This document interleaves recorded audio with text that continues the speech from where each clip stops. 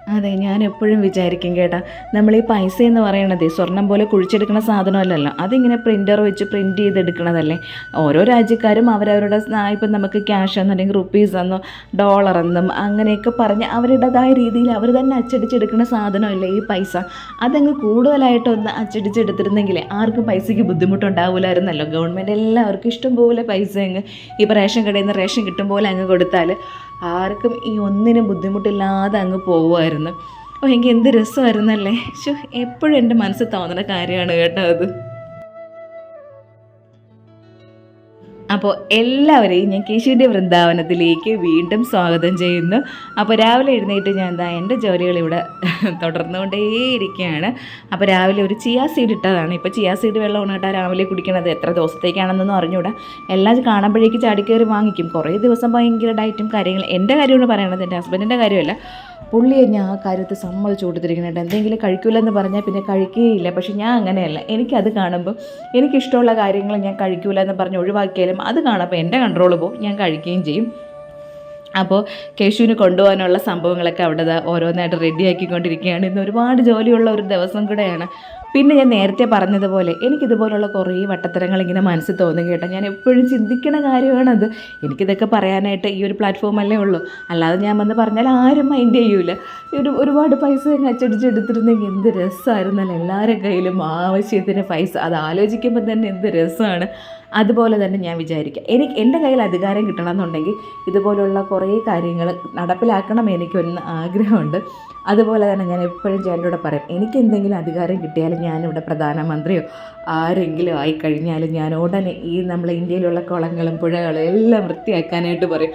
പ്രത്യേകിച്ച് നമ്മളെ കേരളത്തിൽ തിരുവനന്തപുരത്തേക്ക് നല്ല കുളവും പുഴയൊക്കെ കണ്ടെന്ന് നാള് മറന്നെന്ന് പറയും.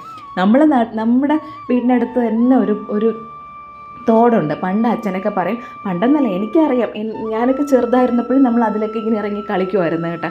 ആ സൈഡിലൂടെയൊക്കെ ഇറങ്ങിയിട്ട് അച്ഛനൊക്കെ പണ്ട് പറയണതൊക്കെ പണ്ട് അവർ കുളിച്ചുകൊണ്ടിരുന്ന തോടാണെന്ന്. ഈശ്വര, അതിൻ്റെ അവസ്ഥ ഇപ്പോൾ കണ്ടാവുണ്ടല്ലോ. തോടല്ല, അതിപ്പോൾ ഓടയായിട്ട് മാറിയിട്ടുണ്ട്. അത് അത്രയ്ക്ക് അഴുക്ക വെള്ളമാണ് അതിൽ കൂടെ ഇങ്ങനെ ഒഴുകിക്കൊണ്ടിരിക്കുന്നത്. അതൊക്കെ ഒന്ന് പഴയതുപോലെ ഒന്ന് ശുദ്ധീകരിച്ചെടുത്തെങ്കിൽ എന്ത് രസമായിരിക്കുമല്ലേ കാണാനായിട്ടെല്ലാം. അപ്പോൾ എനിക്കത് ഭയങ്കര ആഗ്രഹമാണ്. എനിക്ക് അധികാരം കിട്ടിക്കഴിഞ്ഞാൽ ആദ്യം ഈ തോടും പുഴകളും എല്ലാം ഞാൻ ശരിയാക്കി എടുക്കുമെന്ന്. അപ്പം നമുക്ക് ഇങ്ങനെയുള്ള കുറേ പൊട്ടത്തരങ്ങൾ നമ്മളെല്ലാം മനസ്സിൽ വരാറില്ലേ. നമുക്ക് അങ്ങനെ ഉണ്ടായിരുന്നെങ്കിൽ ഇങ്ങനെ ആയിരുന്നെങ്കിൽ എന്ത് രസമായിരുന്നു എന്നൊക്കെ. എന്ത് പറയാനായിട്ട്. അപ്പോൾ രാവിലെ ഇനി ഞാൻ ചോറൊക്കെ വെച്ചുകൊണ്ടിരിക്കുകയാണ്. ഇന്ന് ഞാൻ നേരത്തെ പറഞ്ഞതുപോലെ ഒരുപാട് കാര്യങ്ങളുണ്ട് കേട്ടോ. ഇന്ന് കടയിൽ പോകണം. കേശുവിനെ കൊണ്ട് സ്കൂളിലാക്കിയതിന് ശേഷം 10 മണിയാകുമ്പോഴത്തേക്ക് കടയിൽ പോകണം. കടയിൽ ഇന്ന് ക്ലീനിങ് ഡേ ആണ്.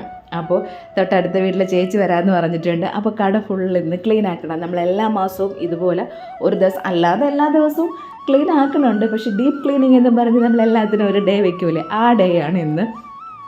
അപ്പോൾ ഇന്ന് രാവിലെ ഇടിയപ്പവും മുട്ടക്കറിയുമാണ് ഉണ്ടാക്കുന്നത്. ആദ്യമൊക്കെ എന്ന് വെച്ചാൽ ഞാൻ ഇടിയപ്പവും മുട്ടക്കറി എനിക്ക് ഭയങ്കര എന്താ പറയുക, നമ്മൾ ബാലികേറാമലയായിരുന്നു എനിക്ക് ഇടിയപ്പവും മുട്ടക്കറി ഉണ്ടാക്കുന്നത്. പക്ഷേ ഇപ്പം ഞാൻ മിക്കവാറും ഇടിയപ്പവും മുട്ടക്കറി ഉണ്ടാക്കുക. ഇതുപോലെ ഈസി പരിപാടി വേറെ ഇല്ലെന്നാണ് ഇപ്പോൾ എൻ്റെ കണ്ടെത്തൽ. അപ്പോൾ എല്ലാത്തിലും നമ്മളിങ്ങനെ എളുപ്പപ്പടി കണ്ടുപിടിച്ചുകൊണ്ടിരിക്കുന്ന ആൾക്കാരല്ലേ. ഞാൻ കുറേ പ്രാവശ്യം പറഞ്ഞിട്ടുണ്ട് ഈ മുട്ടക്കറി വെക്കുന്നത്. ചിലപ്പോൾ എൻ്റെ വീഡിയോസ് സ്ഥിരം കാണുന്നവർക്ക് ഇതൊരു ആവർത്തന വിരസതയായിരിക്കും. പുതുതായിട്ട് കാണുന്നവർക്ക് വേണ്ടിയാണ് ഞാനീ പറയണത് കേട്ടോ. ഇതുപോലെ സവോളയും പച്ചമുളക് ഇഞ്ചിയും വെളുത്തുള്ളിയും തക്കാളിയും അതെല്ലാം കൂടെ ഇട്ട് കുക്കറിലോട്ട് കുറച്ച് എണ്ണയൊഴിച്ച് കടുകിട്ട് കറിവേപ്പിലയിട്ട് വറ്റൽമുളകിട്ട് ഈ സംഭവങ്ങളെല്ലാം ഇട്ടൊന്ന് ഇളക്കി കുറച്ച് ഉപ്പും കൂടെ ഇട്ടിട്ട് അടച്ച് വെച്ചൊരു 3-4 വിസിൽ, തക്കാളിയും കൂടെ ഇടണമെങ്കിൽ 4 വിസിൽ പോയാലും പ്രശ്നമൊന്നുമില്ല.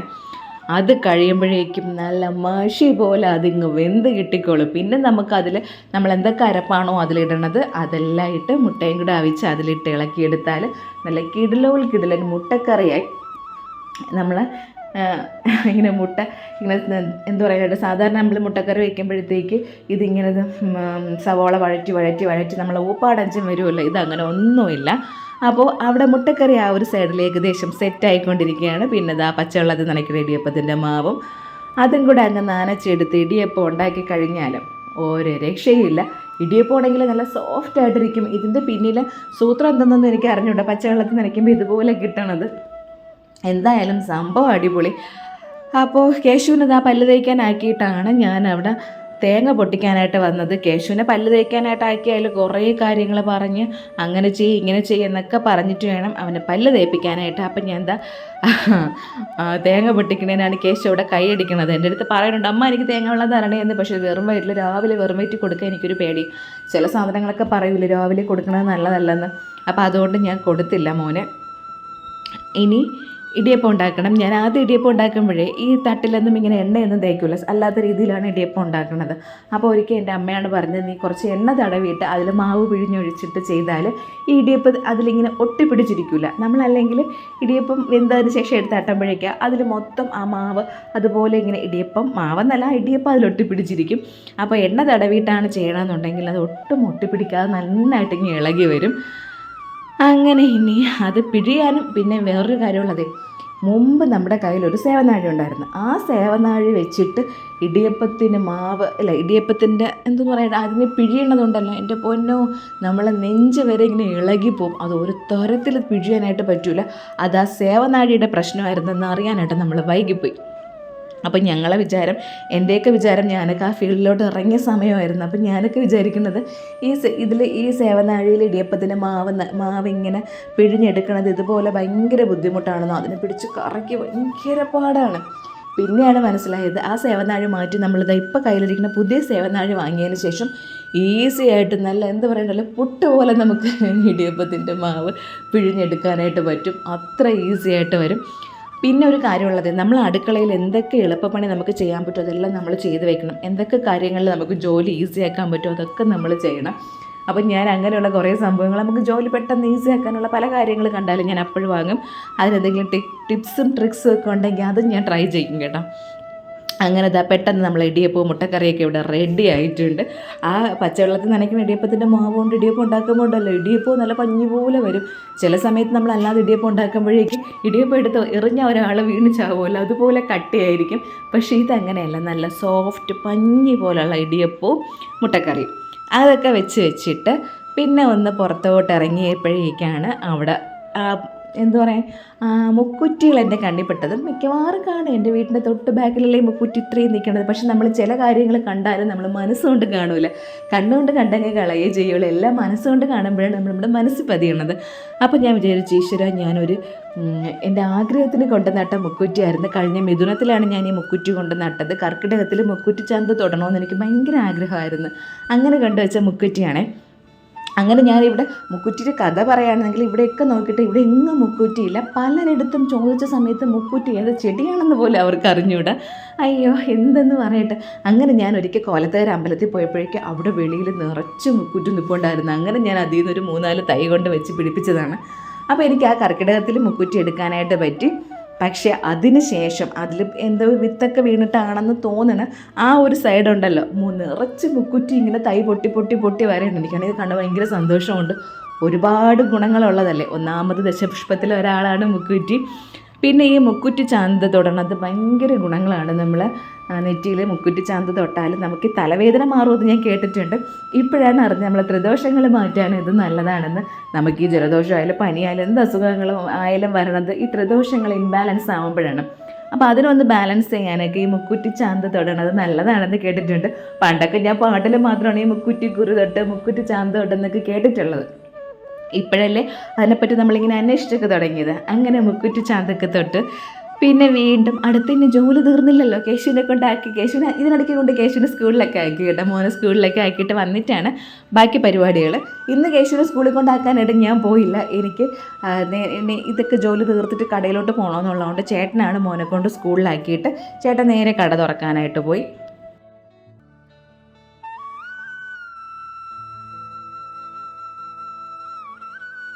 പിന്നെ ഇന്ന് കടയിൽ പോകുമ്പോഴേക്ക് ചോറ് കൊണ്ടുപോകണം. അപ്പം ഞാൻ ചോറ് കൊണ്ടുപോകാനായിട്ട് തലേ ദിവസം തന്നെ ചാളയും മറ്റു ചാളയും നെത്തോലിയും ചേട്ടൻ വാങ്ങിക്കൊണ്ട് വന്നായിരുന്നു. അപ്പം ഞാൻ തലേന്ന് രാത്രി തന്നെ അതെല്ലാം ക്ലീനാക്കി വെച്ചിട്ടുണ്ടായിരുന്നു. അതിൻ്റെ വീഡിയോ ഷോർട്സൊക്കെ ഞാൻ ഇട്ടിട്ടുണ്ട്. അപ്പോൾ എന്നിട്ട് ആ നെത്തോലിയുടെ മുള്ളൊക്കെ ഊരി വെച്ച് അതിനെ ഇന്ന് നെത്തോലി തോരനെന്നോ പീരയെന്നോ എന്തുകൊണ്ടോ പറഞ്ഞത് എൻ്റെ സ്റ്റൈലിൽ വെക്കുന്നതാണ്. എന്ത് കറി വെച്ചാലും നല്ലതും പറയും, നിങ്ങൾ ചീത്തയും പറയും. അപ്പോൾ ഇങ്ങനെയാണോ വെക്കണത് അങ്ങനെയാണോ എന്നൊക്കെ ചോദിച്ചു കളയും. അതുകൊണ്ടാണ് ഞാൻ പറയണത് ഇത് എൻ്റെ സ്റ്റൈലിൽ ഞാൻ വെക്കണതാണ്. ഞാൻ അതിൻ്റെ തോല എന്താ പറയുക, എൻ്റെ മുള്ളൊക്കെ കളഞ്ഞിട്ട് നെത്തോലിയിൽ കുറച്ച് നമ്മൾ തിരികെ തേങ്ങയും അതിൽ ജീരകം, ഇഞ്ചി, അല്ല ജീരകം ഇട്ടില്ല, ഇഞ്ചി, വെളുത്തുള്ളി, പച്ചമുളക്, കറിവേപ്പില, പിന്നെ കുറച്ച് മല്ലിപ്പൊടി ഇട്ടിട്ടുണ്ടായിരുന്നു, ഒരു അല്പം ഉലുവപ്പൊടിയും. ഇതെല്ലാം കൂടെ ഒന്ന് നമ്മൾ ജസ്റ്റ് ഒന്ന് ക്രഷ് ചെയ്തെടുത്ത് അതിന് ശേഷം നെത്തോലി മീനിലോട്ടിട്ട് കൈകൊണ്ട് നന്നായിട്ട് ഒന്ന് മിക്സ് ചെയ്തതിന് ശേഷം ഒരല്പം 2 സ്പൂൺ വെള്ളം മാത്രമേ ഒഴിച്ചു കൊടുത്തിട്ടുള്ളൂ. കുറച്ച് ഉപ്പും കൂടെ ഇട്ട് അങ്ങ് അടച്ചു വെച്ച് വേവിച്ചെടുത്തപ്പോഴേക്ക് ഇതുപോലെ നല്ല കിടിലനായിട്ട് കിട്ടിയിട്ടുണ്ട്. അപ്പോൾ ഞാൻ ഇത് ഷോർട്സ് ഇട്ട സമയത്ത് കുറേ പേര് പറയുന്നുണ്ടായിരുന്നു നെത്തോലിക്ക് മല്ലിപ്പൊടി അരക്കില്ലെന്ന്. അപ്പം ഞങ്ങൾ മല്ലിപ്പൊടിയൊക്കെ അരയ്ക്കും. ഓരോ സ്ഥലത്തും ഓരോ രീതിയല്ലേ, എന്ത് കറിയായിരുന്നാലും അവരവരുടെ രീതിക്കനുസരിച്ച് മാറും കേട്ടോ. അപ്പം നമ്മൾ ചെയ്യണതാണ് ശരി, അങ്ങനെയൊന്നും പറഞ്ഞിട്ട് കാര്യമില്ല. അപ്പോൾ ഞാൻ ഈ രീതിയിലാണ് വെച്ചത്. പക്ഷേ വെച്ച് ഇനി കടുകും കൂടിയൊക്കെ താളിച്ചിട്ടപ്പോഴേക്ക് നല്ല കിടിലനായിരുന്നു, ഭയങ്കര ടേസ്റ്റായിരുന്നു കേട്ടോ, നല്ല രുചി ഉണ്ടായിരുന്നു കഴിക്കാനായിട്ട്. നെത്തോലി പീരയെന്നോ നെത്തോലി തോരനെന്നോ എന്ത് വേണമെങ്കിലും പറയാം. ഇതിൽ ഞാൻ പച്ചമുളക് കുറച്ച് കൂടുതൽ അരച്ച് മുളക് പൊടി ചേർക്കാതിരിക്കാനായിട്ട്. പക്ഷേ പച്ചമുളക് കൂടുതൽ അരച്ച് മുളക് പൊടി ചേർക്കാതെ വെച്ചപ്പോഴേക്കും ഇങ്ങനെ വെളുവിളായിരിക്കും പോലെ തോന്നുമല്ലോ. നമുക്കാണെങ്കിൽ ഇവിടെ നമുക്ക് എല്ലാ കറിക്കും നല്ല കളർ വേണം. അപ്പോൾ എനിക്ക് മനസ്സേക്കാത്തതുകൊണ്ട് ഞാൻ കുറച്ച് പച്ചമുളകല്ല കുറച്ച് മുളക് പൊടി വീണ്ടും ചേർത്തിട്ടാണ് കുറച്ചും കൂടെ കളർ മാറ്റിയെടുത്തത്. ഇനി കടുകും കൂടെ താളിച്ചൊഴിച്ചെടുത്തപ്പോഴേക്കും നല്ല ടേസ്റ്റ് ഉണ്ടായിരുന്നു. നിങ്ങൾ ഇങ്ങനെ വെച്ച് നോക്കിയിട്ടില്ലെങ്കിൽ ഒന്ന് ട്രൈ ചെയ്ത് നോക്ക്, നന്നായിട്ടിരിക്കും, എല്ലാവർക്കും ഇഷ്ടപ്പെടും. അപ്പോൾ ഇത് എൻ്റെ സ്റ്റൈൽ അല്ലെങ്കിൽ എൻ്റെ വേർഷനിലുള്ള നെത്തോലി പേരെന്നോ അല്ലെങ്കിൽ നെത്തോലി തോരനെന്നോ എന്ത് വേണമെങ്കിലും പറയാം. അത് കഴിഞ്ഞിട്ട് മത്തി ഇരുന്നതിന് ഞാനങ്ങ് പൊരിച്ചെടുത്ത്, എന്നിട്ട് ചോറ് കഴിക്കണം. മറ്റേ പ്ലേറ്റ് അല്ല കേട്ടോ, നമ്മൾ ചോറ് കഴിക്കണം. ചോറ് കൊണ്ടുപോകുന്ന പാത്രമാണ്. നമ്മളിപ്പോൾ ചോറ് കൊണ്ടുപോകുന്ന പാത്രം നമുക്കൊക്കെ ഉണ്ടെങ്കിൽ വലിയ ഇതുപോലെ ഭയങ്കര നീളമുള്ളത് വാങ്ങിക്കും. അത് ഒരുപാട് ഹൈറ്റ് അല്ല, നമുക്ക് പ്ലേറ്റ് പോലെ തന്നെ ഇരിക്കും. നമുക്ക് കഴിക്കാനായിട്ട് ചോറ് അതിൽ നിന്ന് കഴിക്കാൻ കുറച്ച് ഈസിയാണ്, പ്ലേറ്റ് പോലെ ഇരിക്കണത് കൊണ്ട്. മറ്റു കുടുംബ പാത്രം ഉണ്ടല്ലോ, അത് ഭയങ്കര ബുദ്ധിമുട്ടാണ് കഴിക്കാനായിട്ട്. അപ്പോൾ അതിൽ ചോറ് കൊണ്ടുപോകാനായിട്ട് അതിൽ ചോറും നെത്തോലി തോരനും അല്ലെങ്കിൽ നെത്തോലി പീരയും മീൻ പൊരിച്ചതും കൂടെയാണ്. എന്തെങ്കിലും മലക്കറി കൂട്ടാനൊന്നും വെച്ചില്ല, സമയം കിട്ടിയില്ല വെക്കാനായിട്ട്. അപ്പോൾ ഇതും കൊണ്ടാണ് ഇന്ന് പോണത് കടയിൽ. ചേട്ടൻ പറഞ്ഞു ചേട്ടന് ചോറ് കൊണ്ട് ചെല്ലണ്ട, വേണമെന്നുണ്ടെങ്കിൽ ഞാൻ ഇങ്ങ് വന്ന് കഴിച്ചോളാം എന്ന് പറഞ്ഞു. അതുകൊണ്ട് എനിക്ക് മാത്രമുള്ള ചോറാണ് എടുത്തത്. എനിക്കാണെങ്കിൽ വിശപ്പിൻ്റെ അസുഖമുണ്ട്. ഒരു മണി 1:30 മണിയൊക്കെ കഴിഞ്ഞ് കഴിഞ്ഞാൽ എനിക്ക് ആഹാരം കഴിക്കണം. ഈ മനുഷ്യനാണെങ്കിൽ കാണും പോലെയല്ല, ഒരു ചായ കുടിച്ചാൽ അതിൽ വൈകുന്നേരം വരെ എങ്കിലും നിന്നോളും. എന്നെക്കൊണ്ട് അത് പറ്റൂല. അതുകൊണ്ടാണ് ഞാൻ ചോറെടുത്തത്. പിന്നെ അവിടെയൊക്കെ അടുക്കളയൊക്കെ ഒന്ന് തൂത്ത് വൃത്തിയാക്കി വെച്ചിട്ട് വേണം ഇനി കടയിൽ പോവാൻ. നമ്മൾ എവിടെയെങ്കിലും പോകാനായിട്ട് ഇറങ്ങുമ്പോഴേക്കും അടുക്കളയിൽ നല്ല വീടിങ്ങനെ അതേപോലെ ഇട്ടിട്ട് പോകാനായിട്ട് പറ്റില്ലല്ലോ. പിന്നെ നമ്മൾ തിരിച്ചു വന്ന് കയറുമ്പോൾ എന്തായാലും ടയേർഡായിട്ടായിരിക്കും വരണത്. അപ്പോൾ വീടും കൂടെ ഇങ്ങനെ അലങ്കോലമായിട്ട് കിടക്കുമ്പോൾ എൻ്റെ പൊന്നോ നമുക്ക് തലപ്രാന്തെടുക്കും. അതുമല്ല, നമ്മളീ പോണ വഴിക്ക് ഞാൻ മുന്നേ പറഞ്ഞിട്ടുണ്ട്, അതെൻ്റെ അമ്മ പറയാറുള്ളതാണ്, നമ്മളീ പോണ വഴിക്ക് നമുക്ക് എന്തെങ്കിലും ഒന്ന് പറ്റിപ്പോയി ഒന്ന് ആലോചിച്ച് നോക്കണം. ഒന്നും വേണ്ട, ചെറിയൊരു ആക്സിഡൻറ്റ് പറ്റി, നമ്മൾ തിരിച്ച് വീട്ടിൽ കൊണ്ടുവരുമ്പോഴേക്കും അയ്യോ അവൾ അണിഞ്ഞൊരുങ്ങി പോണ കണ്ടാലും അവളെ വീഡിയോ ഒക്കെ കണ്ടാലും എന്തൊക്കെയാണ് അവൾ കാണിക്കുന്നത്, വീട് കിടക്കണത് കണ്ടില്ലേ എന്ന് പറയും. ചിലപ്പോൾ നമ്മൾ അന്നൊരു ദിവസം സമയമില്ലാത്തത് കൊണ്ടായിരിക്കും ഒതുക്കാതെ പോണത്. പറഞ്ഞിട്ട് കാര്യമില്ല, അതോടെ നമുക്ക് പേരുദോഷം കേൾക്കുകയും ചെയ്യും. വീട് ഒതുക്കൂല, വീട് വൃത്തിയില്ല, അവളെ കാണുന്നത് മാത്രമേ ഉള്ളൂ, അവളെ വീട് വൃത്തിയാക്കൂല എന്ന് പറയും. എന്തിനാണ് ആ ഒരു പേരുദോഷം കേൾക്കണത്? അതുകൊണ്ട് അതെല്ലാം ഒതുക്കി പറക്കി വെച്ചിട്ടാണ് വീട്ടിലിപ്പോൾ ഇവിടെ അമ്മ ഉണ്ടെങ്കിൽ കുഴപ്പമില്ല, എനിക്ക് അങ്ങനെ അങ്ങ് ഇട്ടിട്ട് പോകും. ബാക്കി അമ്മയുണ്ടല്ലോ, അമ്മ നോക്കിക്കോളും. പക്ഷെ ഒറ്റയ്ക്കാവുമ്പോഴുള്ള കാര്യമാണേ പറയണത്. അങ്ങനെ വീടെല്ലാം പൂട്ടി ഇറങ്ങുകയാണ് കടയിൽ പോകാനായിട്ട്. അമ്മ ഇല്ലാതിരിക്കുമ്പോഴുള്ള ഒരു കുഴപ്പം ഇതാണ്, എനിക്ക് ഈ പൂട്ടിക്കെട്ടി ഇറങ്ങണതും തിരിച്ചു വരുമ്പോഴേക്ക് നമ്മളിങ്ങനെ വീടിങ്ങനെ ഉറങ്ങിക്കിടക്കും പോലെ തോന്നും. നമ്മളിങ്ങനെ പൂട്ട് തുറന്ന് കയറിയൊക്കെ ചെയ്യണതൊക്കെ ഭയങ്കര ഒരു വിഷമം പോലെ തോന്നും. അങ്ങനത്തെ ഓട്ടോ വന്ന് ഞാനും ചേച്ചിയും കൂടെ നേരെ കടയിലോട്ട് പോവുകയാണ്. ഇനി കടയിൽ ചെന്നിട്ട് അവിടെ ഒന്ന് വൃത്തിയാക്കാനുണ്ട്, അതിനാണ് ചേച്ചിയെ കൂടെ കൊണ്ടുപോകുന്നത്. അപ്പോൾ ഞങ്ങൾ കടയിൽ പോകുമ്പോഴേക്ക് ചേച്ചി നമ്മൾ ഇതുപോലെ ഓട്ടോയിൽ നമ്മൾ കൊണ്ടുപോകും. അല്ല ഞാനിപ്പോൾ വണ്ടിയിലാണെങ്കിൽ ഞങ്ങൾ വണ്ടിയിൽ കൊണ്ടുപോകും, തിരിച്ച് അതുപോലെ കൊണ്ടാക്കി കൊടുക്കും.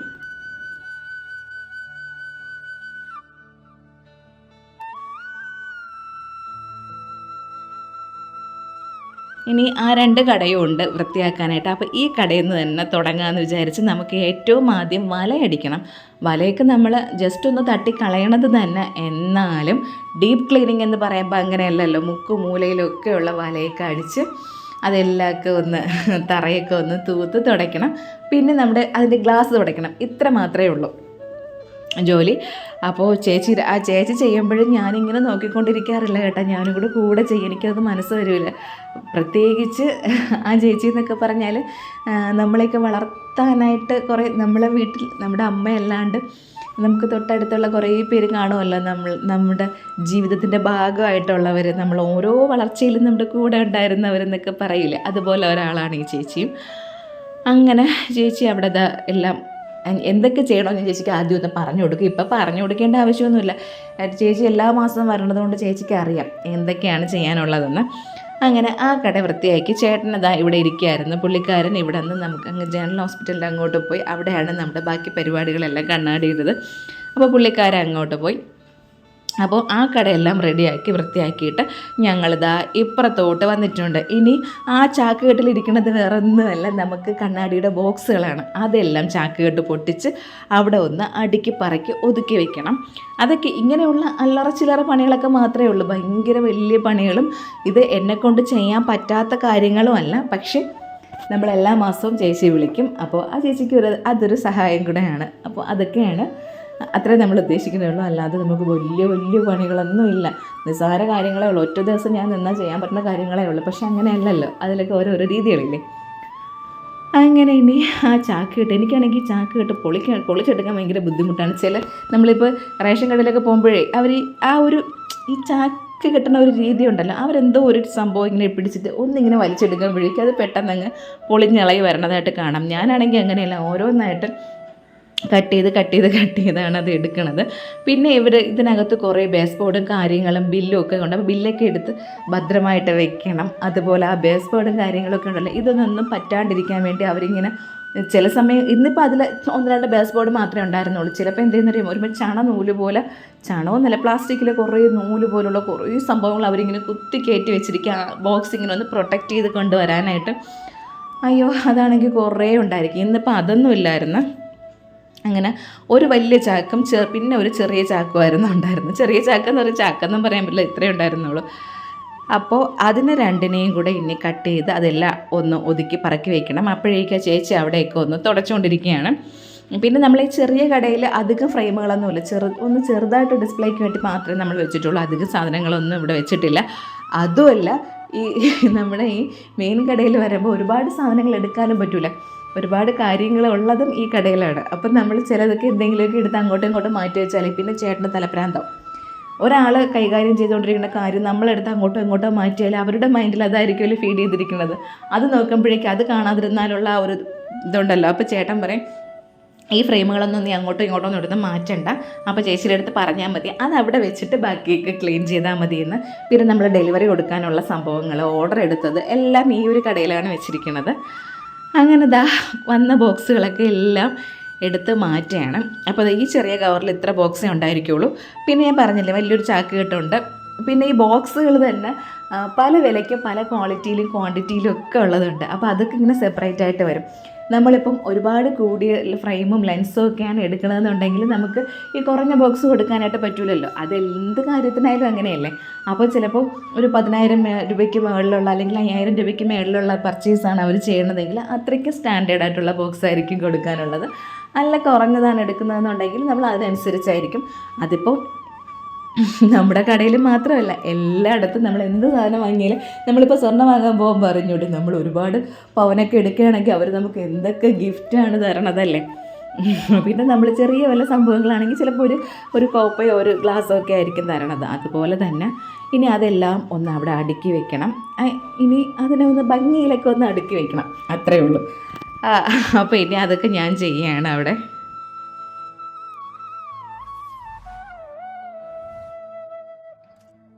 നമ്മുടെ ഈസ്റ്റ് ഒപ്റ്റിക്കൽസിൻ്റെ ഹെഡ് ഓഫീസ് ഇതെന്ന് വേണമെങ്കിൽ പറയാം. പക്ഷേ ഇതൊരു അപ്പൂപ്പൻ കടയായിരുന്നു കേട്ടോ, നല്ല പഴക്കമുള്ള കടയാണ്. ഇതിപ്പോൾ നമ്മളെ തലമുറയായിട്ട് കൈമാറി വന്നത് വേണമെങ്കിൽ പറയാം. മുമ്പ് എൻ്റെ വല്യച്ഛനായിരുന്നു ഇവിടെ കടയിട്ടുകൊണ്ടിരുന്നത്. അത് പണ്ട് എത്രയോ വർഷം മുമ്പ് വല്യച്ഛനായിരുന്നു കടയുണ്ടായിരുന്നത് വല്യച്ഛന്. അതിനുശേഷം ഈ കട ഇങ്ങനെ ഇവിടെ അടഞ്ഞു കിടക്കുകയായിരുന്നു. നമ്മളിങ്ങനെ കട നോക്കിക്കൊണ്ടിരുന്ന സമയത്ത് കൊളത്തൂർ വന്നിട്ട് ഈ ഒരു കട കണ്ടപ്പോൾ ഞാനിങ്ങനെ പഠിക്കാനൊക്കെ പോയിട്ട് സ്കൂളിലും ട്യൂട്ടോറിലൊക്കെ പോയിട്ട് ഇതിൻ്റെ ഫ്രണ്ടിൽ കൂടെയാണ് പോണത്. അപ്പോഴേ ഇതൊരു അപ്പൂപ്പൻ കടയായിരുന്നു. കുറേ അപ്പൂപ്പന്മാർ ഈ കടയുടെ ഫ്രണ്ടിൽ ഇങ്ങനെ കുത്തിയിരിക്കുകയും ചെയ്യും. അപ്പോൾ അന്നേ ഇതിൻ്റെ ഷീറ്റൊക്കെ പോയി അങ്ങനെ ഒരവസ്ഥയിൽ കിടന്നൊരു കടയാണിത്. അപ്പോൾ ഈ കടയാണ് എടുക്കണമെന്ന് പറഞ്ഞപ്പോഴേക്കും എനിക്ക് ഒട്ടും ഇഷ്ടപ്പെട്ടില്ല. അപ്പോൾ ചേട്ടൻ പറഞ്ഞു ഇത് കുഴപ്പമില്ല, ഇപ്പം കാണും പോലെയല്ല, നമ്മൾ ഇതിനെ ഒന്ന് എല്ലാം ചെയ്ത് അഞ്ച് തറയൊക്കെ ഇങ്ങനെ പൊട്ടി പൊളിഞ്ഞൊക്കെയാണ് ഈ കട ഇരുന്നത്. അപ്പോൾ ഈ തറയൊക്കെ ഇട്ടെടുത്ത് നമ്മൾ സീലിങ്ങൊക്കെ ചെയ്ത് ഇതിനകത്ത് ഇൻറ്റീരിയർ വർക്കൊക്കെ ചെയ്ത് വരുമ്പോഴേക്ക് ഈ കടയുടെ ലുക്ക് മാറും. അങ്ങനെ കുറേ എന്തോ ചേട്ടൻ്റെ ഒറ്റ പിടിയിൽ എൻ്റെ അച്ഛന് പോലും, അച്ഛൻ ജനിച്ചു വളർന്ന സ്ഥലമാണ്, ഈ കടയൊക്കെ അച്ഛന് നന്നായിട്ട് അറിയാമെന്നുള്ളതാണ്. എന്നിട്ട് പോലും എൻ്റെ അച്ഛന് പോലും ഒട്ടും താല്പര്യമില്ലായിരുന്നു ഈ കട എടുക്കുന്നത്. പക്ഷെ വന്ന് കണ്ടപ്പോഴേ, ഈ കട തുറന്ന് കണ്ടപ്പോൾ എൻ്റെ ഉയിര് പോയായിരുന്നു. അത്ര കോലം കെട്ട് കിടക്കുകയായിരുന്നു. പിന്നെ അത് ഇത്രയും വർക്ക് ചെയ്തെടുത്തപ്പോഴേക്ക് കട നല്ല അടിപൊളിയായി. ഇപ്പോൾ ഒരു 10-12 വർഷമായിട്ട് ദൈവം സഹായിച്ച് നന്നായിട്ട് നമ്മൾ പൊയ്ക്കൊണ്ടിരിക്കുകയാണ്. ഈ ഒരു കടയിൽ ഇരുന്നിട്ട് തന്നെയാണ് നമ്മൾ അപ്പുറത്ത് വീണ്ടും കടയൊക്കെ എടുത്തത്. അങ്ങനെ കുറച്ച് സമയം ജോലിയൊക്കെ കഴിഞ്ഞിട്ട് നമ്മളിത് ആഹാരം കഴിക്കാനായിട്ട് ഇരുന്ന്. അപ്പോൾ അല്ലെങ്കിൽ ചേച്ചി വരുമ്പോഴേക്കും നമ്മളിവിടെ ഹോട്ടലിൽ നിന്നായിരിക്കും ചോറ് വാങ്ങണതേ. അപ്പോൾ അങ്ങനെ വാങ്ങി കൊടുക്കുമ്പോൾ ആ ചേച്ചിക്ക് അത്ര ഇഷ്ടപ്പെടില്ല. ഹോട്ടലിലെ ചേച്ചി പറയാറുണ്ട് ഹോട്ടലിലെ മീൻ കറിയൊന്നും ചേച്ചിക്ക് ഇഷ്ടമല്ല എന്ന്. അങ്ങനെയാണ് വിചാരിച്ചത് എന്തായാലും ചോറ് കൊണ്ടുപോകാം. അപ്പം ഞാൻ കുറച്ച് കൂടുതൽ ചോറ് എടുത്തിട്ടുണ്ടായിരുന്നു. അപ്പോൾ ചേച്ചിയും പറഞ്ഞു ചേച്ചി ഇഡ്ഡലി കൊണ്ടുവരാമെന്ന് പറഞ്ഞ്. അങ്ങനെ നമ്മൾ പണ്ടത്തെ ഓർമ്മയിൽ പണ്ട് സ്കൂളിൽ പഠിക്കുമ്പോൾ പറഞ്ഞുകൂട്ടി നമ്മൾ അങ്ങോട്ടും ഇങ്ങോട്ടും ഷെയർ ചെയ്തല്ലേ കഴിക്കണത്. അതുപോലെ നമ്മളിതാ ചോറും ഇഡ്ഡലിയൊക്കെ ഷെയർ ചെയ്ത് കഴിക്കുകയാണ്. പിന്നെ ഇഡ്ഡലി എന്ന് പറഞ്ഞാൽ എനിക്കാണെങ്കിൽ ഉച്ചയ്ക്ക് ഇങ്ങനെ ഇഡ്ഡലി ദോശ ഇങ്ങനെയുള്ള കാപ്പി കുടിക്കാൻ ഭയങ്കര മടിയാണ്. എനിക്ക് ഉച്ചയ്ക്ക് ചോറ് തന്നെ വേണം, അല്ലാതെ എനിക്ക് വേറെ ഒന്ന് കഴിച്ചാലും ഒരു തൃപ്തി വരില്ല. അങ്ങനെ ഇനി ആഹാരമൊക്കെ കഴിച്ചതിന് ശേഷം ഇനി ഈ കട ഒന്ന് തുടച്ചാൽ മാത്രം മതി, ബാക്കി ജോലികളൊക്കെ എല്ലാം തീർന്ന്. അങ്ങനെ അപ്പം ഞാൻ കടയുടെ കാര്യം പറഞ്ഞുകൊണ്ടിരുന്നത് ചേട്ടൻ്റെ ഒറ്റ നിർബന്ധത്തിലാണ് നമ്മൾ ഈ കട എടുത്തത്. ആ മനുഷ്യൻ്റെ ഒരു കോൺഫിഡൻസിലായിരുന്നു ഈ കട തുടങ്ങിയത്. അന്ന് നമ്മൾ വിചാരിച്ച് നമുക്കിവിടെ കട തുടങ്ങുമ്പോൾ ടെക്നോ പാർക്കൊക്കെ അടുത്തല്ലേ, അപ്പോൾ ടെക്നോ പാർക്കിലെ പിള്ളേരൊക്കെ ഒരുപാട് വരും, അങ്ങനെ കച്ചവടം നടക്കുമെന്ന്. പക്ഷേ ടെക്നോ പാർക്കിലെ പിള്ളേർ ടെക്കുകൾ വരുമ്പോഴുള്ള കാര്യം ഉണ്ടെന്ന് പറയുമ്പോൾ അവരെ കൊണ്ടൊന്നും അല്ല കേട്ടോ, സത്യസന്ധമായിട്ട് പറയാം, നമ്മളെ കടയിൽ അവരെ കൊണ്ടൊന്നും അല്ല കച്ചവടം നടക്കുന്നത്. അവർ വരും, അവർ വന്നാൽ അവരുടെ ഒരു രീതി എങ്ങനെയാണെന്ന് വെച്ചാൽ അവർ ഏറ്റവും കുറഞ്ഞ ഫ്രെയിമേ അവർ നോക്കുകയുള്ളൂ. അപ്പം നമുക്ക് അവരെ കൊണ്ടൊരു ബെനിഫിറ്റൊന്നുമില്ല. സാധാരണ ആൾക്കാർ തന്നെയാണ് നമ്മളെ കടയിൽ നമ്മൾ അസറ്റ് എന്ന് പറയുന്നത്. സാധാരണ ഫാമിലി കസ്റ്റമറുണ്ട്, അവർ തന്നെയാണ് നമ്മളെ കടയിൽ നമുക്ക് വരുമ്പോൾ ഒരു അസറ്റ്. അവരെ കൊണ്ടാണ് കച്ചവടം നടക്കുന്നത്. പിന്നെ നമുക്ക് VSS എന്നൊക്കെ ഒരുപാട് നല്ല നല്ല കസ്റ്റമേഴ്സുണ്ട്, ഇൻഫോസിസ് എന്നൊക്കെ ഉണ്ട്. ടെക്നോ പാർക്കിൽ നിന്ന് മാത്രമേ നല്ല കസ്റ്റമേഴ്സ് ഇല്ലാതെ ഉള്ളൂ. അങ്ങനെ അവിടുത്തെ ജോലിയൊക്കെ കഴിഞ്ഞ് എല്ലാമൊക്കെ ചെയ്തിട്ട് ഞങ്ങളിതാ തിരിച്ച് വീട്ടിലോട്ട് പോവുകയാണ്. ചേട്ടാ അപ്പോഴേക്ക് കേശുവിനെ വിളിക്കാൻ പോയി. അപ്പോൾ ഞാൻ വീട്ടിലെത്തുമ്പോഴേക്ക് അവരച്ഛനും മോനും കൂടെ വീട്ടിലെത്തിക്കോളും. അപ്പോൾ കേശു അറിഞ്ഞില്ല ഞങ്ങളിങ്ങനെ കടയിൽ പോയത്. അപ്പോൾ ചേച്ചിയുടെ പേര് വീട്ടിൽ വിളിക്കുന്നത് കുഞ്ഞുമോളെന്നാണ്. അപ്പോൾ കേശു വിളിക്കുന്നത് കുഞ്ഞാൻറ്റി എന്നാണ്. അപ്പോൾ കുഞ്ഞാൻറ്റി കടയിൽ വരണം അമ്മയെന്ന് രാവിലെ ചോദിച്ചു, ചേച്ചി ഒന്ന് സംസാരിക്കണതൊക്കെ കേട്ട്. അങ്ങനെയൊക്കെ ഞാൻ സ്കൂളിൽ പോകില്ല എന്ന് പറഞ്ഞു. അതുകൊണ്ട് ഞാൻ പറഞ്ഞില്ല നമ്മളിന്ന് കടയിൽ പോകണം എന്നുള്ളത്. അപ്പോൾ മോൻ വരണതിന് മുമ്പേ ഇവിടെ എത്തി എനിക്ക് ഡ്രസ്സൊക്കെ മാറി ഞാൻ വീട്ടിൽ നിൽക്കണം എന്നുള്ള രീതിയിൽ തന്നെ എനിക്ക് നിൽക്കണം. അങ്ങനെ നമ്മൾ കടയിൽ നിന്ന് വന്നപ്പോഴേക്കും അവിടുത്തെ കുറേ വേസ്റ്റൊക്കെ ഉണ്ടായിരുന്നു കേട്ടോ. അപ്പം ഞങ്ങൾ അതിന് ചാക്കിൽ കെട്ടി ഇങ്ങ് കൊണ്ടുവന്നിട്ട് ഇവിടെ നിന്നാണ് നമ്മൾ കൊടുക്കുന്നത്. ഹരിതകർമ്മ സേന വരുമല്ലോ, അപ്പോൾ അവരേൽ കൊടുത്തു വിടും. പിന്നെ കുറേ നമ്മൾ വിളക്കിൽ വെച്ച പൂവിൻ്റെത്, പിന്നെ കുറേ പേപ്പർ വേസ്റ്റുകളൊക്കെ ഉണ്ട്, അതെല്ലാം കത്തിച്ച് കളയും, ബാക്കി അങ്ങ് അവർക്ക് കൊടുക്കും.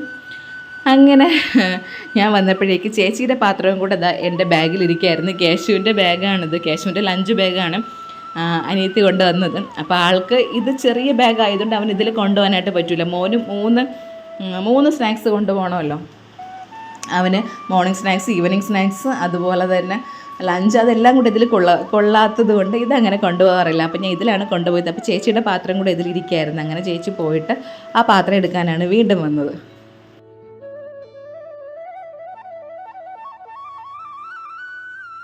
അങ്ങനെ ഞാൻ വന്ന ഉടനെ ജനലുകൾ അങ്ങ് തുറന്നിടും. എനിക്ക് വീട്ടിനകത്തോട്ട് കയറുമ്പോൾ ജനലൊക്കെ തുറന്നിട്ട് ഒരു വായു സഞ്ചാരം എന്ന് വെച്ചാൽ ഇതൊരു കാറ്റ് കയറുമെന്ന് പറയുമല്ലോ, ആ രീതിയിലാക്കിയില്ലെങ്കിൽ എന്തോ ഒരു സ്വസ്ഥതക്കേടാണ്. പിന്നെ ഞാൻ നേരത്തെ പറഞ്ഞതുപോലെ അമ്മ ഇല്ലാത്തത് കൊണ്ട് ഇതുപോലെ പൂട്ടിക്കെട്ടി ഇറങ്ങണം. പിന്നെ കയറി വരുമ്പോഴേക്ക് എല്ലാം തുറന്ന് ഇങ്ങനെ നമ്മളെ നോക്കിയിരിക്കാനൊന്നും ആരും ഇല്ലാത്ത പോലെയല്ലേ, ആരും ഇല്ലാതെ ഇങ്ങനെ വീട്ടിൽ നിന്ന് കയറുമ്പോൾ എനിക്ക് ഭയങ്കര ഒരു ഇതുപോലെ തോന്നും. ഇനിയിപ്പം അവിടുത്തെ സഞ്ചാനി, മാമച്ചിയുടെ സഞ്ചാനിയും കഴിയുമ്പോഴേക്കും അമ്മയങ്ങ് വരും. അങ്ങനെ അതൊക്കെ കഴിഞ്ഞ് പിന്നെ കേശുവിനായിട്ടാണ് ഈ ഞവരയില കൊണ്ടുവച്ചത്. ഞാൻ വീട്ടിൽ നിന്ന് കുറേ ഒടിച്ചുകൊണ്ട് വന്നതാണ്. മോന് ജലദോഷവും ചുമയൊക്കെ തുടങ്ങി, ചെറിയ പനിയും കാര്യങ്ങളൊക്കെ ഉണ്ട്. അപ്പോൾ ചുമ്മാ ആൻറ്റിബയോട്ടിക്കൊന്നും കൊടുക്കാണ്ട് ഇതൊക്കെ കൊടുത്തങ്ങ് എങ്ങനെയെങ്കിലും പിടിച്ച് നിർത്താമെന്ന് വിചാരിക്കുകയാണ്. പിന്നെ ഞാൻ വന്ന ഉടനെ ചോറ് കൊണ്ടുപോയി പാത്രം നമ്മൾ കഴുകാതെയാണ് കൊണ്ടുവരുന്നത്. നമുക്ക് അവിടെ വെച്ച് പാത്രമൊക്കെ കഴുകി അതിൻ്റെ എച്ചിലൊക്കെ കളയാനുള്ള സൗകര്യമില്ല. അപ്പോൾ അതുകൊണ്ട് പാത്രം അടച്ച് അതേപോലെ ഇങ്ങ് കൊണ്ടുവന്ന് അപ്പോൾ ഞാൻ അതിനെ അങ്ങ് കഴുകി വെച്ചിട്ട് ഡ്രസ്സൊക്കെ മാറ്റാമെന്ന് വിചാരിക്കുകയാണ്. അപ്പോൾ അതങ്ങ് അല്ലെങ്കിൽ എന്ത് ചെയ്യുന്ന വെച്ചാലേ ഞാൻ ഈ കൈയുടനെ ചെയ്തില്ലെങ്കിൽ ഞാൻ അവിടെ കൊണ്ടങ്ങ് വെച്ചിരിക്കും, അതങ്ങ് ഞാനങ്ങ് മറന്നു, പിന്നെ രാത്രിയൊക്കെ ആയിരിക്കും എടുക്കുന്നത്. ഇങ്ങനെ എച്ചിപ്പാത്രം അങ്ങനെ വെക്കാൻ പാടില്ല എന്നൊക്കെ പറയുമല്ലോ. അപ്പം ഞാൻ അതുകൊണ്ടാണ് അങ്ങ് കൈയുടനെ അങ്ങ് കഴുകി വെക്കാമെന്ന് വിചാരിച്ചത്. അങ്ങനെ അതൊക്കെ കഴുകി വെച്ചത്. ഇതാണ് കേട്ടോ എൻ്റെ പാത്രം. പക്ഷേ ഇങ്ങനെയുള്ള പാത്രം വാങ്ങിക്കുമ്പോഴേ നല്ല എളുപ്പമാണ് നമുക്ക് ചോറ് കഴിക്കാനായിട്ട്. ആ ഒരു കുടുംബ പാത്രത്തിനേക്കാളും ഇതിൽ കുറച്ച് സ്പേസ് ഉണ്ട് കഴിക്കാനായിട്ട്. അങ്ങനെ ഇതൊക്കെ പാത്രങ്ങളൊക്കെ കഴുകി വെച്ച് വന്നപ്പോഴേക്കും അച്ഛനും മോനും കൂടെ എത്തിയിട്ടുണ്ട് സ്കൂളിൽ പോയിട്ട്. അപ്പോൾ എന്നെ കാണാത്തപ്പോഴേ കേശുവിന് ഡൗട്ട് ഉണ്ടായിരുന്നെന്ന്. മോൻ ചോദിച്ചെന്ന് അമ്മ ഇന്ന് കടയിൽ വന്ന അച്ഛാന്നൊക്കെ ചോദിച്ചിട്ടാണ് വന്നതെന്ന്. പിന്നെ ഇദ്ദേഹത്തിന് നേരെ കടയിലോട്ട് കൊണ്ടുവന്നാൽ ഇത്രയും നേരം ചെയ്ത ജോലികളൊക്കെ വെറുതെ ആവും, അവൻ അവിടെ ചവിട്ടി തൊഴിക്കും. പിന്നെ ഇപ്പോൾ വന്ന ഉടനെ തനി എന്ത് ചെയ്യുന്നറിയും, തനി ഷൂ ഒക്കെ ഒന്ന് ഊരി വയ്ക്കും കേട്ടോ. അപ്പോൾ നമ്മളെ വിചാരിക്കും അത് നല്ലതാണ്, മോൻ അങ്ങനെയുള്ള കാര്യങ്ങൾ അവൻ തനിയെ ചെയ്യണത് നല്ലതല്ലേ. അപ്പോൾ ഷൂ ഒക്കെ ഊരി വെച്ചിട്ട് ഡ്രസ്സൊക്കെ തനിയെ മാറ്റിയിട്ടുണ്ട്. ഷർട്ടൊന്നും ഊരാനായിട്ട് അറിഞ്ഞൂടാ, അതൊക്കെ ഇനി പതിയെ പതിയെ പഠിച്ചോളും. അങ്ങനെ മോൻ കൊണ്ടുപോയ സാധനങ്ങൾ വന്ന ഉടനെ ആ ബാഗ് കൊണ്ട് വെച്ച ഉടനെ ഞാൻ ആദ്യം നോക്കുന്നത് ഹോംവർക്ക് എന്തെങ്കിലും ഉണ്ടോ, എന്തൊക്കെ പഠിപ്പിച്ച് ഹോംവർക്കൊക്കെ ടീച്ചർ എഴുതി വിടുമല്ലോ, അതെന്തെങ്കിലും ഉണ്ടോ എന്ന് നോക്കും. അത് കഴിഞ്ഞാൽ കൊണ്ടുപോയതൊക്കെ കഴിച്ചിട്ടുണ്ടോ എന്ന് നോക്കും. ഇത് രണ്ടും എല്ലാം കഴിച്ചിട്ടുണ്ടെങ്കിൽ ഭയങ്കര ഒരു സന്തോഷവും സമാധാനവുമാണ്. അപ്പോൾ ഇന്ന് കൊടുത്തു വിട്ടതൊക്കെ സംഭവം കഴിച്ചിട്ടുണ്ടായിരുന്നു. അപ്പോൾ രാവിലെ ഇന്നൊരു കേക്കാണ് കൊടുത്തു വിട്ടത്. ഉച്ചത്തേക്ക് കൊടുത്തു വിട്ടത് ഇടിയപ്പമായിരുന്നു. ഇടിയപ്പമൊക്കെ മോൻ ഇഷ്ടമാണ്. അപ്പോൾ അതുകൊണ്ടാണ് മിക്ക ദിവസം അവന് അപ്പം ഭയങ്കര ഇഷ്ടമാണ്, ഇടിയപ്പം ഇഷ്ടമാണ്, ദോശ ഇഡലി ഇഷ്ടമാണ്. അപ്പോൾ അതുകൊണ്ടാണ് മിക്കവാറും ഈ പുട്ടൊക്കെ ഒഴിവാക്കിയിട്ട് ഈ ഒരു സംഭവങ്ങൾ ഇതാകുമ്പോൾ കൊച്ചും കൂടെ കഴിച്ചോളും. അവന് പുട്ടങ്ങനെ വലിയ ഇഷ്ടമുള്ള കാര്യമല്ല. അങ്ങനെ വന്നിട്ട് അവൻ്റെ പാത്രങ്ങളൊക്കെ എല്ലാം ഒന്ന് കഴുകി വൃത്തിയാക്കി അങ്ങ് വെക്കണം.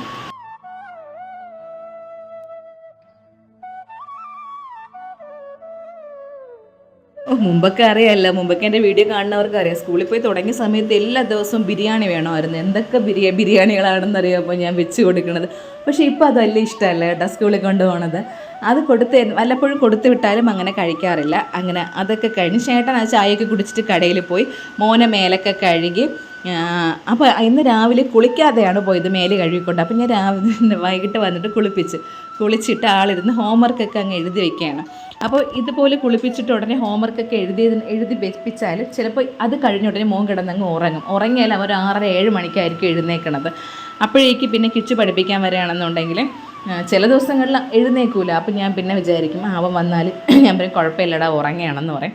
അല്ലെങ്കിൽ പിന്നെ എഴുന്നേറ്റിട്ട് പിന്നെ ഹോംവർക്കൊക്കെ എഴുതാനായിട്ട് ഭയങ്കര മടിയാണ്. അപ്പോൾ ഇതുപോലെ വന്ന ഉടനേക്ക് അങ്ങ് പറയുമ്പോൾ വലിയ ഉത്സാഹത്തിലൊക്കെ ഇരുന്ന് എഴുതിക്കോളും.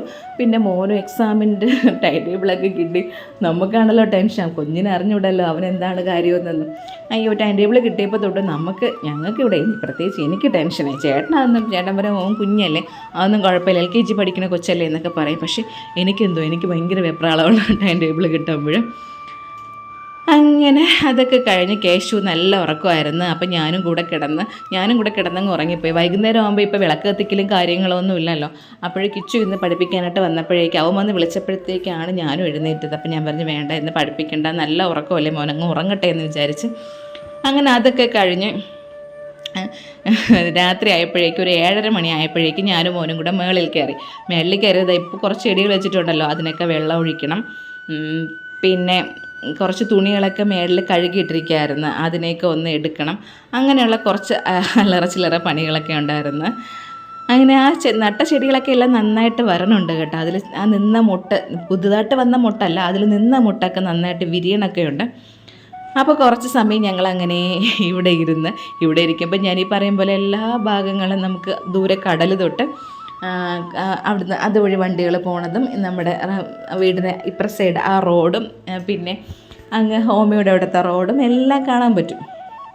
അങ്ങനെ കുറച്ച് സമയം അവിടെ അങ്ങനെ ഇരുന്നിട്ട് പിന്നെ അങ്ങ് താഴെ ഇറങ്ങി പോകാമെന്ന് വിചാരിച്ച്. പിന്നെ ഇവിടെ ഇരിക്കുമ്പോൾ നല്ല കാറ്റൊക്കെയാണ് കേട്ടോ, നല്ല കാറ്റും. പിന്നെ ഇത് അങ്ങ് ദൂരെ അവിടെ കാണുന്നതാണ് അമ്മയൊക്കെ താമസിക്കുന്ന വീട്. അവിടുത്തെ വെട്ടം കാണാം, നമുക്കല്ലാതെ അങ്ങനെ കാണാൻ പറ്റില്ല. അപ്പം ഞാൻ ഇവിടെ ഇരുന്നപ്പോൾ കേശുവിനും അവിടെ ഇരിക്കണമെന്ന് പറയുകയാണ്. അപ്പം ഞാനത് പറഞ്ഞു കൊടുക്കുന്നുണ്ട്, അങ്ങനെ ഇരുന്നാൽ പറ്റൂല, നീ വലിയ മനസ്സിലാവുകയൊന്നുമില്ല, എന്നാലും നമ്മളൊരു കടമയുണ്ടല്ലോ. അങ്ങനെ ഞാൻ വിചാരിച്ചു അവിടുത്തെ ഇരിപ്പ് ശരിയല്ല, എനിക്കൊരു പേടിയുണ്ട്, കേശു ചിലപ്പോൾ ഞാൻ ശ്രദ്ധിക്കാതിരിക്കുമ്പോൾ ചാടിക്കയറണമെങ്കിൽ അങ്ങനെ ഞാൻ ഇവിടെ വന്ന് കസേരപ്പുറത്തിരുന്നിട്ട് കേശുവിനെ അവിടെ വെച്ചുകൊണ്ടിരിക്കാമെന്ന് വിചാരിച്ചു. അങ്ങനെ കേശു അവിടെ നോക്കണേണ്ടല്ലേ, അവനിവിടെ നിൽക്കുമ്പോൾ എല്ലാ സ്ഥലങ്ങളൊക്കെ കാണാൻ പറ്റും.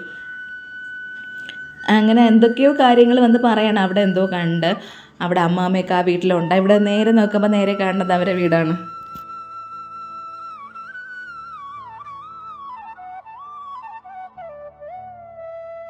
ഇപ്പോൾ കേശു ഞാൻ വീഡിയോ എടുക്കുന്നതാണ് അപ്പോൾ അമ്മ എന്നെ കാണാനില്ലല്ലോ വീഡിയോയിൽ, അങ്ങനെ ഇങ്ങനെയൊക്കെ പറയും. കേശു വെൽ ഡ്രസ്സായിട്ട് നിൽക്കുന്ന സമയങ്ങളിൽ മാത്രമേ ഇപ്പോൾ ഞാൻ മാക്സിമം വീഡിയോ എടുക്കാനായിട്ട് നോക്കണുള്ളൂ. എനിക്ക് പേടിയാണ്. എപ്പോഴാണ് അവർ ചെറിയ എന്തെങ്കിലും കാര്യങ്ങളുണ്ടെങ്കിൽ അപ്പോഴവർ വീഡിയോ റിമൂവ് ചെയ്ത് കളയും. അപ്പോൾ ഇന്നിപ്പോൾ നല്ലപോലെ നിൽക്കുകയില്ല. അങ്ങനെ മുടി വെട്ടിയ കാര്യമാണ് കേട്ടോ കേശു കാണിച്ചത്.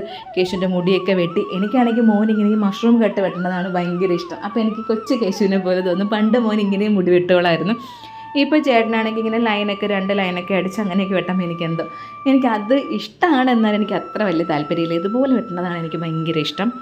അപ്പോൾ അതൊക്കെ കഴിഞ്ഞിട്ട് കുറച്ച് തുണികൾ പറക്കിക്കൊണ്ടിട്ടിട്ടുണ്ടായിരുന്നു. ബാക്കി തുണികളും കൂടെ ഇനി ഇവിടെ നിന്ന് അശയെന്നെല്ലാം പറക്കി അകത്തുകൊണ്ടിടണം. ചെറിയൊരു മഴക്കോളുള്ളതുപോലെ ഉണ്ട്. മഴ പെയ്യുമെന്നൊന്നും അറിഞ്ഞുകൂടാ. തുണികളൊക്കെ എല്ലാം ഉണങ്ങി കിടക്കുകയും തന്നെയാണ്. അപ്പോൾ ഇതെല്ലാം പറക്കി അവിടെ കൊണ്ടിടണം. ഇനി ഇത് മടക്കി വയ്ക്കലാണ് പാട്. അമ്മയുള്ളപ്പോൾ അമ്മയാണ് ഇതൊക്കെ മടക്കി അടുക്കി പറക്കി. എൻ്റെ തുണികളായിരുന്നാലും ചേട്ടതായിരുന്നാലും കേശുവിൻ്റെതായിരുന്നു എല്ലാം അമ്മയാണ് അടുക്കി പറക്കി മടക്കി വെച്ച് തരണത്. അപ്പോൾ ഇനി ഇതെല്ലാം കൊണ്ടങ്ങ് വെക്കണം. അപ്പോൾ അതൊക്കെ കഴിഞ്ഞ് ചേട്ടൻ വന്നപ്പോഴേക്ക് പറഞ്ഞ് നമുക്ക് പുറത്ത് പോയി എന്തെങ്കിലും കഴിക്കാമെന്ന്. പുറത്ത് പോയി കഴിക്കാമെന്ന് പറഞ്ഞതിൻ്റെ ഉദ്ദേശം നമ്മുടെ വീടിൻ്റെ താഴെ ചായക്കാരി എന്ന് പറഞ്ഞ് പുതിയൊരു കട തുടങ്ങി. അപ്പോൾ അത് വേണുഗോപാലും അതുപോലെ തന്നെ നമ്മുടെ വൈക്കം വിജയലക്ഷ്മിയൊക്കെ ആയിരുന്നു അതിൻ്റെ ഉദ്ഘാടനവും കാര്യങ്ങളും എല്ലാം. അപ്പം നമ്മളെ വീടിൻ്റെ തൊട്ട് താഴെ തന്നെയാണ്. എന്തുമാത്രം ഹോട്ടൽ വന്നിട്ടുണ്ടെന്ന് എനിക്ക് അറിഞ്ഞുകൂടെ. എത്ര ഹോട്ടൽ വന്നാലും അവിടെ എല്ലാം നിറയെ ആളുമാണ്. അങ്ങനെ നമ്മൾ ചായക്കാരിൽ കയറിയപ്പോഴേക്ക് നിന്ന് തിരിയാൻ സ്ഥലമില്ല, അത്ര ആൾക്കാരെല്ലാം വന്ന് അവിടെ നിൽപ്പുണ്ട്. ഭയങ്കര തിരക്ക്. അവിടെ വെജിറ്റേറിയൻ ഹോട്ടലാണ്. ഒരുപാട് വെറൈറ്റി ഉണ്ടെന്ന് തോന്നുന്നു കേട്ടോ. വെറൈറ്റി ഫുഡ് ഐറ്റംസ് അവിടെ ഉണ്ടെന്നാണ് തോന്നുന്നത്. അങ്ങനെ പിന്നെ അവിടെ പോയിട്ട് അവിടെ ഒരു രക്ഷയുമില്ലാതെ നേരെ പിന്നെ KFCയിൽ വന്ന് എനിക്കാണെങ്കിൽ എനിക്ക് നല്ല വിശപ്പുണ്ടായിരുന്നു. വിശപ്പുള്ള സമയങ്ങളിൽ KFC കഴിച്ചാൽ വയറ് വീർക്ക കഴിക്കാനുള്ളത് നമ്മൾ വാങ്ങണമെന്നുണ്ടെങ്കിൽ 10,000 കൂടുതൽ രൂപയാവും. നമ്മളിപ്പം നോർമലായിട്ട് വാങ്ങണമെന്നുണ്ടെങ്കിൽ പോലും 500 രൂപയ്ക്കകത്താവും നമ്മൾ 3 പേരും കൂടെ കഴിക്കുമ്പോഴേക്കും.